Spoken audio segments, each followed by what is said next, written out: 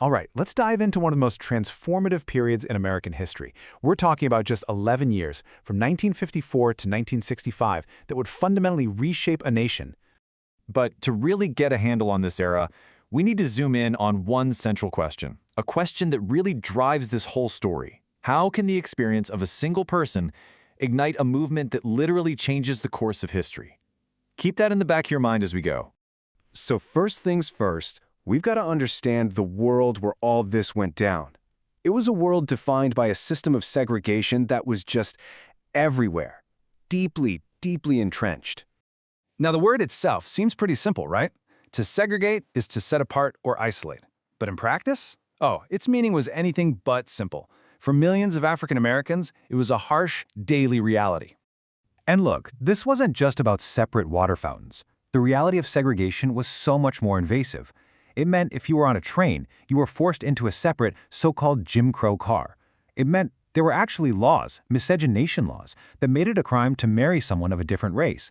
It even meant your basic right to vote could be stolen through ballots that were mysteriously lost or misdirected. It touched every single part of your life. So the obvious question is, why didn't people just fight back? And the answer is simple, and it's terrifying: fear. Trying to organize any kind of resistance was incredibly hard when you were afraid not just for your own life, but for the safety of your kids, your parents, your entire family. Understanding that climate of terror is absolutely crucial to understanding the courage it took for things to finally change. And you have to get this. This system wasn't just some unspoken social custom. No, it was written into the law books. These were the laws of Jim Crow. Which, of course, begs the question, who exactly was this Jim Crow? Was he a real person? Some politician who dreamed up all these laws? Nope. Jim Crow wasn't a real person at all. The term just became a kind of shorthand, a synonym for the whole tangled web of racist laws and actions that held African Americans down. The whole system was built on one ugly idea, legally enforced, that Black Americans were inferior to white Americans. If you look at this timeline, you can see this system wasn't new. It had deep, deep roots. It started almost right after the Civil War ended in 1865 with something called Black Codes. By the 1880s, it had mushroomed into decades of widespread terror and segregation that wouldn't really be challenged on a national level until the 1960s. A system that's been dug in for almost a century. It seems impossible to break, doesn't it? But sometimes all it takes is a single horrifying spark. And that spark was lit in Mississippi. The date and place are just burned into history. August 28th, 1955. A small town called Money in Mississippi. 14. That's how old Emmett Till was. Just a boy from Chicago, visiting family for the summer, when he was brutally murdered for supposedly whistling at a white woman. What happened next was a moment of unbelievable courage. His mother, Mamie Till, made a decision. She insisted on an open casket funeral because she said, "Let the world see what I've seen." That act, it changed everything. The sheer horror of what was done to her son created an outrage that just couldn't be ignored, sparking protests all across the country. Emmett Till's story was that spark. So now, let's see how that spark caught fire and blazed across the nation, becoming the civil rights movement.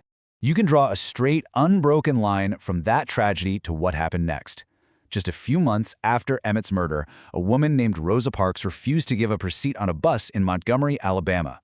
She later said that in that moment, when she made that decision, she thought of Emmett Till.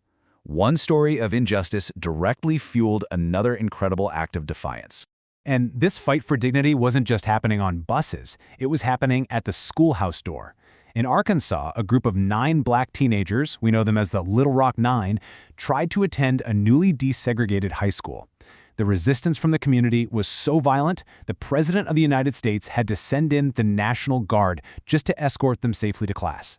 Now, as the movement grew, a really critical debate started happening about the best way forward.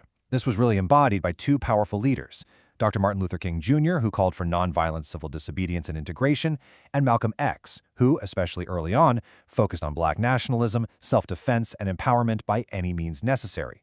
These were 2 very different philosophies, born from different experiences, but both were aiming for the liberation of their people. So, after years of all these marches, all the protests, the legal battles, and just immense sacrifice, what was the result? What is the legacy of this incredible struggle? Well, the accomplishments were profound. The movement successfully led to the elimination of many of those legal racial barriers, those Jim Crow laws.